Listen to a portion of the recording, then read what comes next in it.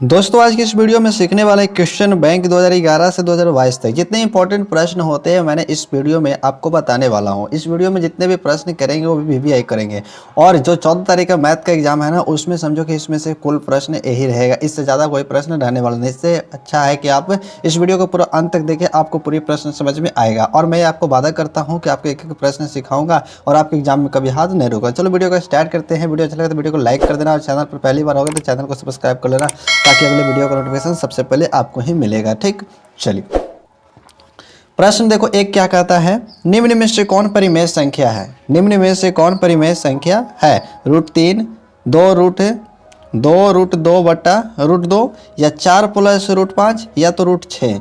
तो आप हमें इतना बताइए दोस्त कि परिमेय संख्या कहते किसको है? और ऐसी संख्या जिसको P/Q के रूप में लिखा जाता है या तो जिसका पूरा वर्गमूल निकल जाता है। तो यहाँ पर आप देख सकते हो कि √3 का वर्गमूल नहीं निकलेगा। अब 2√2, तो यहाँ से देखो 2√2 को अगर हम करते हैं 2√2 बटे में √2 तो ये इससे कैंसिल हो जाता है 2, तो ये क्या हो गया हमारा परिमेय संख्या। तो यही तो हमें पहचानना था। तो ऑप्शन नंबर बी क्या होता है? राइट होता है। आप कहोगे सी क्यों नहीं हुआ? तो 4 और √5 है, तो देखना एक परिमेय और एक अपरिमेय का योगफल कभी भी अपरिमेय नहीं होता है और √6 का भी पूरा वर्गमूल नहीं होता, इसलिए क्या है? अपरिमेय है। नेक्स्ट प्रश्न दूसरा क्या है, किसी धनात्मक पूर्णांक a तथा b के लिए a, b का मासा गुना a, b का लसा निम्न में किसके बराबर? तो याद रखना दोस्तों ये प्रश्न हमेशा पूछा जाता है। a और गुना b के बराबर होता है, a गुना और b के बराबर होता है। ठीक, तीसरा प्रश्न, घात 1 वाले बहुपद को कहते हैं। तो आप याद करो, एक घात वाले बहुपद को हम क्या कहते हैं? रैखिक बहुपद कहते हैं। कौन सा बहुपद कहते हैं दोस्तों? रैखिक बहुपद। तो सर रैखिक बहुपद ऑप्शन नंबर सी में है, तो ऑप्शन नंबर सी क्या हो जाएगा? सही हो जाएगा। नेक्स्ट प्रश्न, चौथा प्रश्न है कि त्रिघात बहुपद का सबसे व्यापक रूप क्या होता है? तो आप याद रखो त्रिघात बहुपद, तो जितना घात बोला त्रिघात तो त्रिघात, तो ax³ + bx² + cx + d। ये प्रश्न बेहद इंपॉर्टेंट है, ऑब्जेक्टिव में पूछने लायक प्रश्न है, इसलिए आप इसे ध्यान से समझ लो। यही इसका क्या हो जाएगा? व्यापक रूप, जो कि ऑप्शन नंबर कितना दोस्तों? सी है। एक प्रश्न और, जितना भी प्रश्न मैं 50 प्रश्न इसमें बताऊंगा, 50 प्रश्न बेहद इंपॉर्टेंट है। समझो कि आपका यहां से 40 नंबर 30 नंबर क्लियर, इससे ज़्यादा आने वाला नहीं है। क्या है पांचवा प्रश्न, यदि sin a = 3/4 तो cos a का मान क्या होगा? sin a = 3/4 तो cos a का मान। तो सबसे पहले आपको क्या करना है कि यहाँ पे देखो sin थीटा बराबर क्या होता है? P/H होता है। तो हमें पता है कि 3 और 4 है ना, तो P का मान 3 हो गया और H का मान 4 होता है। B का मान हमें निकालना पड़ेगा। तो B बराबर क्या होता है? रूट के अंदर H का स्क्वायर में से P का स्क्वायर को घटा देते हैं, तो 16 घटाओ 9 अर्थात आ जाएगा रूट के अंदर में 7। दोस्तों कितना आएगा? 7 है। अब क्या कहा? कॉस है, तो कॉस ए के बराबर फॉर्मूला आपको पता है B/H होता है। तो B का मान कितना है? रूट का 7 और H का मान कितना है दोस्तों? 4, यानी √7/4, रूट 60/4, जो कि ऑप्शन नंबर कितना है? डी है। समझ में आ रहा है ना? अभी तक वीडियो को लाइक नहीं किया है तो वीडियो को लाइक करो और चैनल पर पहली बार तो चैनल को सब्सक्राइब जरूर करो। ये मैं इसलिए नहीं कर रहा हूँ कि चैनल को सब्सक्राइब कर ही दो, अगर आपको समझ में आ रहा है तो चैनल को सब्सक्राइब कर लेना। ठीक, छठा नंबर, tan a बराबर क्या होता है? tan a बराबर क्या होता है? तो यहाँ पर देखो परिवर्तन का फॉर्मूला tan हमेशा चलेगा दोस्तों cot के साथ। किसके साथ चलेगा?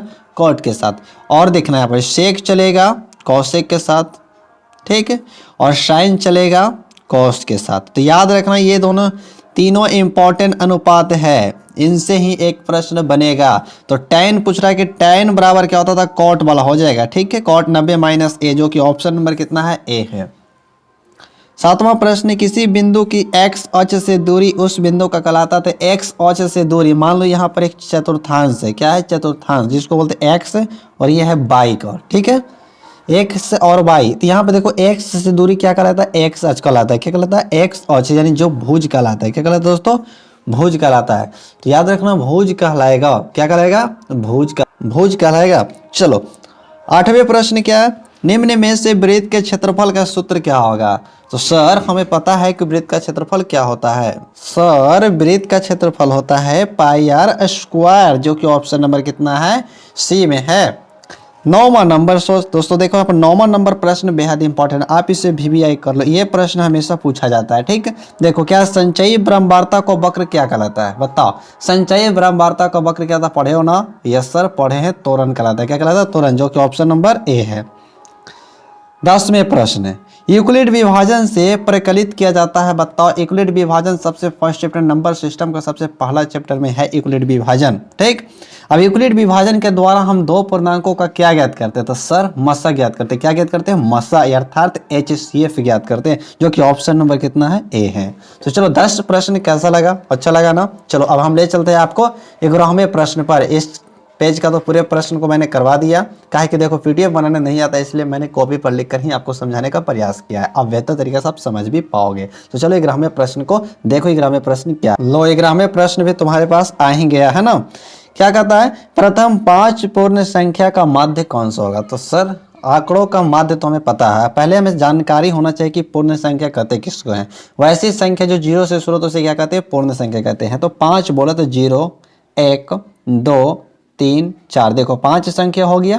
ठीक है, और माध्य क्या होता है? संख्याओं का योग बटा कुल संख्या होता है। जोड़ दो सभी को, कितना हो जाएगा? 1 3 6 10, 10 हो गया। और 5 संख्या तो 5 से भाग लगा दो, 5 दूनी का 10, कितना आ गया? 2 आ गया, जो कि ऑप्शन नंबर कितना है? बी इसका क्या हो जाएगा? राइट हो जाएगा। नेक्स्ट फिर कहता है दो वृत्तों के क्षेत्रफल 4:1 है, तो उनकी त्रिज्या का अनुपात क्या हो जाएगा? तो सर पता है हमें कि वृत्त का क्षेत्रफल, देखो वृत्त का क्षेत्रफल क्या होता है? पाई आर स्क्वायर। तो एक का मान लो पाई R1 का स्क्वायर और दूसरा का मान लो पाई R2 का स्क्वायर। देखो ये पहले वृत्त हो गया, दूसरे वृत्त हो गया। ठीक है, अनुपात का मतलब होता है बटा। दोस्तों दो वृत्तों के क्षेत्रफल का अनुपात 4:1 है, तो पहले वृत्त का 4:1 है, तो यानी 4/1 हो जाएगा। तो देखो पाई से पाई खत्म हो जाएगा, कोई दिक्कत नहीं सर, कोई दिक्कत नहीं। इसको करेंगे R1/R2 का पूरे का होल स्क्वायर कर देंगे तो कोई दिक्कत है? नहीं सर, कोई दिक्कत नहीं है। तो R1/R2 बराबर, देखो इधर स्क्वायर है ऊपर जाएगा तो वर्गमूल हो जाता है। क्या हो जाता है दोस्तों? वर्गमूल। तो यानी 4/1। अब बताओ R1 अनुपात R2 निकालेंगे तो क्या हो जाएगा? 4 का वर्गमूल कितना था? 2:1 हो जाएगा, है ना। क्या कि 4 का वर्गमूल 1 और 1 का वर्गमूल 1 होता है, यानी 2:1, जो कि ऑप्शन नंबर कितना है दोस्तों? बी इसका क्या हो जाएगा? राइट हो जाएगा। नेक्स्ट 13वें प्रश्न है, यदि tan थीटा बराबर √3 तो थीटा का मान क्या होगा? ये देखो वैल्यू से पूछा है। अभी मैंने फिलहाल ही कल ही वीडियो अपलोड किया है त्रिकोणमिति टेबल के लिए। आप ट्रिक के माध्यम से उसे सीखना चाहते हैं तो जाकर वीडियो जरूर देखना। देखो tan थीटा बराबर √3 है, तो tan थीटा बराबर, बताओ tan थीटा में √3 किसका मान होता है? तो सर tan 60 का होता है। किसका होता है? tan 60 का। तो tan से tan कैंसिल, तो थीटा बराबर बैठ गया 60 डिग्री, जो कि ऑप्शन नंबर कितना है दोस्तों? डी। बेहद इंपॉर्टेंट प्रश्न है, वेरी वेरी इंपॉर्टेंट है। 14 नंबर प्रश्न को देखेंगे, यदि अल्फा और बीटा बहुपद f × x बराबर x² + x + 1 के मूल हो तो 1/अल्फा + 1/बीटा का मान बताइए। बेहद इंपॉर्टेंट है। देखो यहाँ पे मेन क्या है, यहाँ पे ही समझना है। 1/अल्फा और 1/बीटा, अगर इसको एल्शियम लेकर भी इनका जोड़ करें तो क्या अल्फा × बीटा आएगा? एल्शियम, अल्फा से अल्फा कैंसिल तो बीटा, और बीटा से बीटा कैंसिल तो अल्फा, यानी अल्फा प्लस बीटा कहने का मतलब शून्यकों का योगफल और शून्यकों का गुणनफल। तो यहाँ पे देखो a का वैल्यू यहाँ से 1 हो जाएगा, b का वैल्यू भी 1 हो जाएगा, c का वैल्यू कितना हो जाएगा? 1 हो जाएगा। तो अल्फा प्लस बीटा का देखो, अल्फा प्लस बीटा वाला फॉर्मूला क्या होता है? -b/a। तो -b/a होता है, तो b का मान देखो कितना है? 1 है, तो माइनस का 1/1 अर्थात 1 आएगा। तो अल्फा प्लस बीटा का मान कितना आ गया? -1/, अल्फा इंटू बीटा बराबर था c/a। क्या होता है? c/a। c का वैल्यू भी 1 है और a का वैल्यू भी 1 अर्थात इसका भी 1 आएगा, तो 1 भागा देंगे तो -1, जो कि ऑप्शन नंबर कितना आ रहा है? बी आ रहा है। ठीक है, चलो 15 नंबर प्रश्न है, बिंदु -4,3 की स्थिति किस पाद में है? यानी एक चतुर्थांश है। देखो यहाँ पे मैं छोटा सा चतुर्थांश बनाता हूँ। ठीक है, प्रथम चतुर्थांश, द्वितीय चतुर्थांश, तृतीय चतुर्थांश और चतुर्थ होता है ये। ठीक है, ये पहला होता है प्लस प्लस, दूसरा होता है क्या? माइनस प्लस, तीसरा होता है माइनस माइनस, चौथा होता है प्लस माइनस। अब आपको देखना इस बिंदु के अनुसार कि कौन से चतुर्थांश है। देखो मान इसका क्या? पहला माइनस में, दूसरा क्या? प्लस में, यानी माइनस और प्लस किस चतुर्थांश के साथ? दूसरा, तो ये हो जाएगा दूसरे चतुर्थ द्वितीय में। तो ऑप्शन नंबर बी इसका क्या हो जाएगा? करेक्ट हो जाएगा। 16 नंबर प्रश्न है, बिंदु 2,3 एवं 4,1 के बीच की दूरी होगा। अब देखो बीच की दूरी निकालना है, तो दूरी सूत्र क्या होता है पता है आपको? दूरी सूत्र यस सर हमें पता है, x1 - x2 का whole square plus y1 - y2 का होल स्क्वायर। अब आपने पढ़ा होगा x2 - x1 और y2 - y1, तो दोनों फार्मूला सही है। ठीक है, दोनों से आंसर आ ही जाएगा। ठीक है, यहाँ देखो आप कहोगे x1 और x2 y1 y2 कहाँ से देंगे? तो सर पहला वाला x1 y1, दूसरा वाला x2 y2।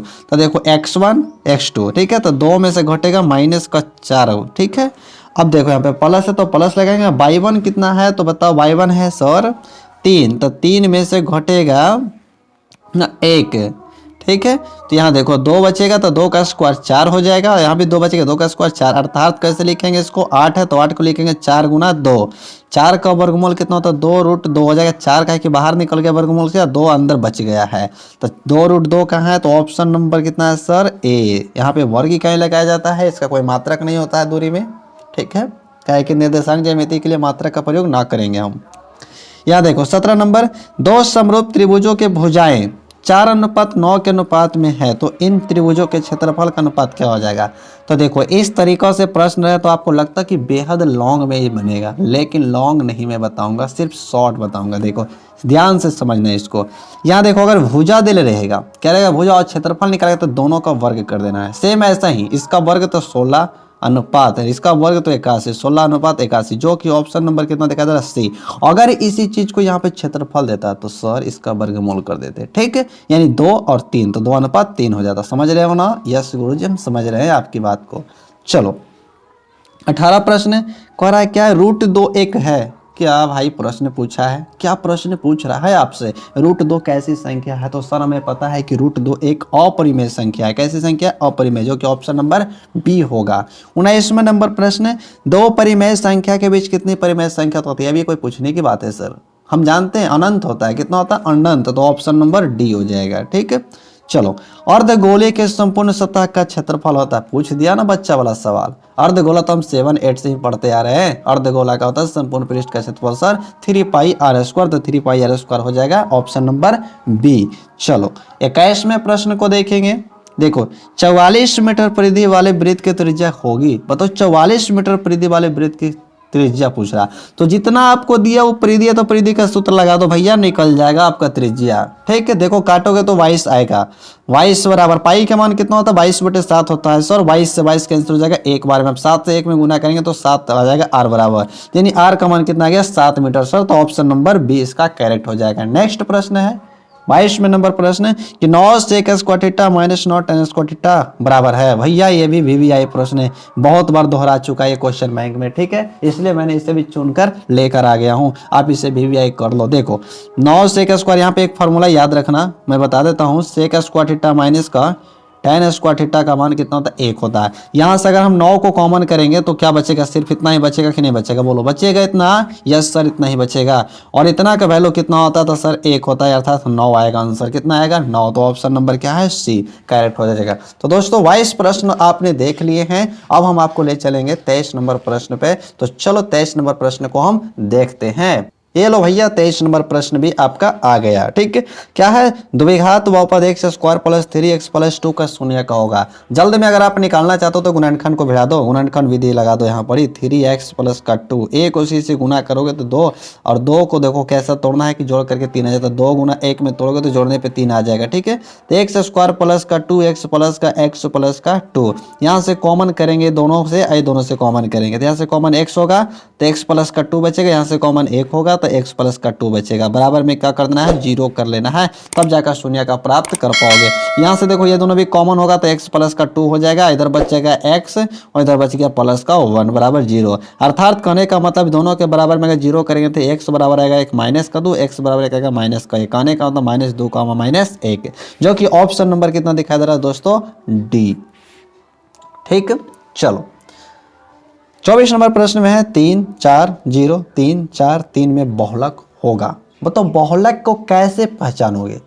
तो बहुलक सर हम पहचान लेंगे जो संख्या सबसे अधिक बार रिपीट किया गया, सबसे अधिक बार क्या किया गया, रिपीट किया गया। तो कौन सी ऐसी संख्या इसमें है जो सबसे ज़्यादा बार रिपीट किया गया। तो देखो 3 है, 4 है, फिर 0, 3 है, 4 है, 3 है, ठीक है। यानी कह सकते हैं सर कि 3 है ऐसी संख्या जो सबसे ज़्यादा बार रिपीट किया गया, तो ऑप्शन नंबर से इसका करेक्ट हो जाएगा। याद रखना दोस्तों, आंकड़ों का बहुलक में आपको जो संख्या सबसे ज़्यादा रिपीट करेगा वो वही उसका बहुलक कहलाएगा। अब यहाँ पे बताओ सभी वर्ग क्या होते हैं। तो सर हमने 9th क्लास में पढ़े कि सभी वर्ग क्या होते हैं, समरूप होते हैं। ऑप्शन नंबर 1 करेक्ट हो जाएगा इसका, ठीक है। 26 प्रश्न, किसी घटना की प्रायिकता नहीं होती है। यहाँ पर मैं विशेष जानकारी आपको देता हूँ प्रायिकता के बारे में, ठीक है। याद रखना, एक पूछेगा आपसे संभव, क्या पूछेगा संभव, एक पूछेगा असंभव, ठीक है। या तो आपसे पूछे निश्चित, क्या पूछे, निश्चित, या तो आपसे पूछे अनिश्चित। पूछने का तरीका तो बहुत ही होता है, लेकिन हमें कैसे भी पूछे हमें जवाब तो देना ही पड़ेगा। ठीक है, देखो यहाँ पर संभव पूछे तो भी एक, असंभव पूछे तो जीरो, निश्चित पूछे तो भी एक, अनिश्चित पूछे तो जीरो। कहने का मतलब है कि संभव और निश्चित का अर्थ दोनों एक ही होता है, असंभव और अनिश्चित का अर्थ दोनों क्या होता है, एक ही होता है। तो याद रखना दोस्तों कि प्रायिकता का मान जीरो और एक के बीच होता है, या तो एक होता है या तो जीरो होता है, ना तो जीरो से छोटा होगा ना तो एक से बड़ा होगा। और सबसे पहली बात, कोई भी संख्या अगर माइनस में ऑप्शन में है तो प्रायिकता कभी नहीं होगा। तो आपको माइनस वाला सबसे पहले ढूंढ लेना है। जीरो तो होगा, 0.1 भी होगा, माइनस वाला कभी नहीं होता। तो ऑप्शन नंबर सी प्रायिकता का मान नहीं होगा। समझ में आ रहा है ना? Yes sir. 27 नंबर प्रश्न, यदि √3 सेक थीटा बराबर 2 हो तो थीटा का मान क्या होगा? यहां पर देख सकते हो आप, √3 सेक थीटा बराबर 2। यहां से अगर सेक थीटा का वैल्यू प्राप्त करें तो 2/√3 होता है। इधर देखो गुना में है तो इधर आगे तो भाग में हो गया। अब आप हमें बता दो एक बात कि सेक थीटा में 2/√3 किसका मान होता था? सर सेक 30 का होता था। यहाँ पे लिखोगे सेक 30, सेक से सेक कैंसिल, थीटा बराबर आ गया 30 डिग्री। बताओ कितना ईजी था। ऑप्शन नंबर 20 का क्या हो जाएगा? करेक्ट हो जाएगा। 28वें प्रश्न, यदि अर्धवृत्त का व्यास 14 सेंटीमीटर है, अर्धवृत्त का व्यास 14 सेंटीमीटर है तो अर्धवृत्त की परिधि क्या होगा? यहां पर देखो अर्धवृत्त का व्यास दिया था, व्यास होता है डी से सूचित करते हैं 14 सेंटीमीटर। तो किसी भी चीज के वृत्त से संबंधित अगर क्षेत्रफल निकालना है तो आपको त्रिज्या चाहिए। क्या चाहिए दोस्तों? त्रिज्या। बिना त्रिज्या के समझिए कि परिधि निकालना संभव नहीं। तो r बराबर व्यास का आधा होता है तो 14 का आधा 7 हो जाएगा, और अर्धवृत्त है ना तो इसकी परिधि हो जाएगा पाई r। पाई का मान 22/7, r का मान 7, 7 से 7 कैंसिल तो बच गया 22, जो कि ऑप्शन नंबर कितना है? बी। बी इसका क्या हो जाएगा? करेक्ट हो जाएगा। 29 नंबर, किसी असंभव घटना की प्रायिकता होती है। लो भैया नाम लेते शैतान हाजिर। अभी मैं प्रायिकता पर ही चर्चा कर रहे थे, ठीक है। तो असंभव पूछ दिया तो 0, संभव पूछता तो 1, तो यहाँ ऑप्शन नंबर क्या है? ए करेक्ट हो जाएगा 0 वाले। 30 नंबर प्रश्न, निम्नलिखित में से √2 किसके बराबर होगा? अब बताओ इसमें ऑप्शन को देख करके कौन सी ऐसा त्रिकोणमितीय अनुपात का मान है जो √2 के बराबर होगा? तो भैया √2 के बराबर तो सेक में होता और कौशिक में होता, लेकिन यहाँ ऑप्शन में सेक कौशिक है ही नहीं। तो याद रखना कि sin 45 का मान कितना होता है? 1/√2 होता है। लेकिन यहाँ ऑप्शन नंबर डी देखो थोड़ा सा हटके है। यहाँ पर देखो फिर से ऊपर में भी बटा कर दिया है। तो अगर इसको हल करें तो 1/1 गुना √2/1 होता है। अर्थात कहने का मतलब √2 इसी से आएगा, जो ऑप्शन नंबर डी इसका करेक्ट हो जाएगा। भैया अभी तक वीडियो को लाइक नहीं किया ना, वीडियो को लाइक करो। चैनल को अभी तक सब्सक्राइब नहीं किया तो चैनल को सब्सक्राइब करके बेल आइकन के ऑल नोटिफिकेशन जरूर क्लिक कर लेना, ठीक। 31 नंबर, सॉरी 31 नंबर तो हो गया ना, 30 नंबर हो गया। अब 31 ही देखेंगे, ठीक है। बिंदु 2,3 की दूरी मूल बिंदु से होगा। बेहद इंपॉर्टेंट प्रश्न। मूल बिंदु से दूरी के लिए होता है x1 का होल स्क्वायर प्लस y1 का होल स्क्वायर होता है। चलो कर देते हैं यहाँ पर ही। x1 का 2 का 4 होता है, 3 का कितना होता है? 9 होता है, अर्थात रूट का 13 हो जाएगा, जो कि ऑप्शन नंबर सी इसका करेक्ट हो जाएगा। इस फार्मूला को याद रखिएगा, x1 का होल स्क्वायर प्लस y1 का उसका भुज का स्क्वायर प्लस कोटि का स्क्वायर होता है। निश्चित घटना की प्रायिकता कितना बार पूछोगे यार? हमने अभी तो पढ़ा, क्या पढ़े हैं? तो प्रायिकता का निश्चित मान होता है सर 1। कितना होता है? 1। ऑप्शन नंबर 1 करेक्ट हो जाएगा। 33 प्रश्न, 1 + tan स्क्वायर थीटा का मान क्या होता है? यहाँ पर याद रखोगे सेक स्क्वायर थीटा माइनस का tan स्क्वायर थीटा बराबर सूत्र क्या होता है? 1 होता है। इसी से बनेगा 2-3 फार्मूला। सेक स्क्वायर थीटा का निकालोगे तो देखो माइनस का ऊपर जाएगा तो प्लस का 1 + tan स्क्वायर थीटा। तो आपको इतना दिया है, आपको इतना पूछ रहा था, जो कि ऑप्शन नंबर कितना है? ए। तो ऑप्शन नंबर ए में इसका करेक्ट आंसर हम टिक लगा लेंगे। अब देखो 1/√3 किसका मान होता है? तो भैया यहाँ तो ऑप्शन तो पाई के रूप में है, तो पता नहीं पाई कैसे होगा हल। तो याद रखना दोस्त कि पाई का मान 180 डिग्री होता है। अब 180 तो इसका मान कितना होता है? tan 30 का मान होता है। किसका होता है? tan 30। तो tan कहाँ पे है सर? सी में है। कहाँ है? सी में है। तो पाई का मान देखो यहाँ पे धर दो 180/6, तो 30 बार में कटता है, यानी 33 यही है। तो ऑप्शन नंबर सी यही आंसर राइट हो जाएगा। तो चलो दोस्तों, आपने 34 प्रश्न में इस पेज को भी आसानी से आपने समझ लिया होगा। अगर कहीं प्रश्न में दिक्कत है तो वीडियो को थोड़ा सा पीछे करके आप जरूर देख लेना, आपको समझ में आ जाएगा। तो चलो अब ले चलते हैं आपको 35 नंबर प्रश्नों पर। 35 नंबर प्रश्न क्या है? देखो, बिंदु 2,3 एवं -2,3 के बीच की दूरी। लो भैया बीच की दूरी क्या होता है? अभी आपको मैंने पिछले प्रश्नों में जानकारी दे रहा था, ठीक है। क्या दिया था कि x1 - x2। तो x1 कितना है? 2 है, तो 2 माइनस x2 कितना है? तो माइनस का 2, तो ये प्लस का 2 का होल स्क्वायर। फिर y1 - y2 यानी 3 - 3 बराबर 0, ठीक है। यहाँ से देखो 2 और 2 4 का होल स्क्वायर कितना हो जाएगा, होल स्क्वायर हो गया, ठीक। और प्लस ये 0 का स्क्वायर तो 0 हो जाएगा। यहाँ से अगर करेंगे तो क्या पाएंगे, देखो 4 चौके 16, 16 का वर्गमूल कितना होता है 4 होता है, जो कि ऑप्शन नंबर कितना है बी, बी इसका क्या हो जाएगा करेक्ट हो जाएगा, ठीक है। चलिए अब देखें 36 नंबर प्रश्न क्या है। 36 नंबर प्रश्न भी बेहद इंपॉर्टेंट है। दो वृत्तों के क्षेत्रफल 4:9 के अनुपात में तो इनकी त्रिज्याओं का अनुपात क्या होगा। यहाँ देखो क्षेत्रफल का अनुपात, मान लो पहले वृत्त हो जाएगा, पहले वृत्त का क्षेत्रफल पाई r1 का स्क्वायर और दूसरे वृत्त का पाई r2 का होल स्क्वायर। यहाँ देखो पहले वृत्त का क्षेत्रफल कितना है 4, दूसरे वृत्त का 9 है, पाई से पाई कैंसिल हो जाएगा और यहाँ देखो r1 बटा r2 करेंगे, इधर पट्टी दोनों का स्क्वायर पट्टी दोनों का क्या हो जाएगा वर्गमूल हो जाएगा सर। तो r1 अनुपात r2 आ जाएगा कितना, देखो 4 का वर्गमूल होता है 2 और 9 का वर्गमूल होता है 3 का होने का मतलब 2 अनुपात 3, जो कि ऑप्शन नंबर कितना है बी इसका सही हो जाएगा, ठीक है। अब कहता है सेक स्क्वायर थीटा माइनस 1 का मान क्या होता है, तो अभी मैंने बता ही रहा था लेकिन पूरी फार्मूला वहाँ पर दिए थे नहीं जानकारी। सेक स्क्वायर थीटा माइनस का 1 बराबर होता है tan स्क्वायर थीटा, ठीक है। तो ऑप्शन नंबर क्या हो जाएगा, देखो यहाँ पर tan स्क्वायर कहाँ है तो सी में है, तो सी इसका करेक्ट हो जाएगा। कुछ फार्मूले होते हैं, इस फार्मूले का आपको याद कर लेना है। 38 नंबर प्रश्न देखें, यदि ई कोई घटना है तब probability of E plus probability of E dash का मान क्या होता है। दोस्तों याद रखना, इसको हम कहते हैं हारने जीतने की प्रायिकता। इन प्रायिकताओं का योग कितना होता है 1 होता है, जो ऑप्शन नंबर क्या हो जाएगा बी करेक्ट हो जाएगा। लो 39 नंबर, 3 4 7 2 7 6 7 9 में बहुलक होगा। भैया बहुलक कितना बार पूछोगे, बहुलक हम जानते हैं कि जो संख्या अधिक बार रिपीट किया गया। कौन ऐसी संख्या जो रिपीट कर रहा है बार बार, देख लो यहाँ पड़ी। 3 तो भैया कितना बार है, एक ही बार है। 4 कितना बार है तो एक ही बार है। 7 कितना बार है तो 3 बार है। सर यही हो जाएगा, तो ऑप्शन नंबर सी इसका करेक्ट कर लेंगे हम, ठीक है। अब बताओ sine pi by 4 minus cos pi by 4 का मान होगा। याद रखना साइन पाई बाई 4 यानी साइन 45 कॉस 45 दोनों का मान क्या होता है बराबर, काहे कि पाई का मान 180, 180 को 4 से डिवाइड करें तो 45 आएगा, ठीक है। तो 45 साइन 45 का मान भी कितना होता है 1/√2 माइनस कॉस 45 का भी कितना होता है 1/√2, 1/√2 से 1/√2 कैंसिल हो गया, कितना बचेगा 0, जो कि ऑप्शन नंबर कितना है बी हो जाएगा, ठीक है। 41 नंबर प्रश्न है, कौन थीटा वाले त्रिज्य खंड का क्षेत्रफल क्या होता था। त्रिज्य खंड का क्षेत्रफल आपको याद होना चाहिए दोस्तों, थीटा बटा 360 पाई आर स्क्वायर होता है। देख लो ऑप्शन कहाँ मिल रहा है, थीटा बटा 360 पाई आर स्क्वायर, जो कि ऑप्शन नंबर सी हो जाएगा। यहाँ पे भी देखो थीटा बटा 300 पाई आर है, आर स्क्वायर नहीं है, मिस्टेक मत करना, ठीक।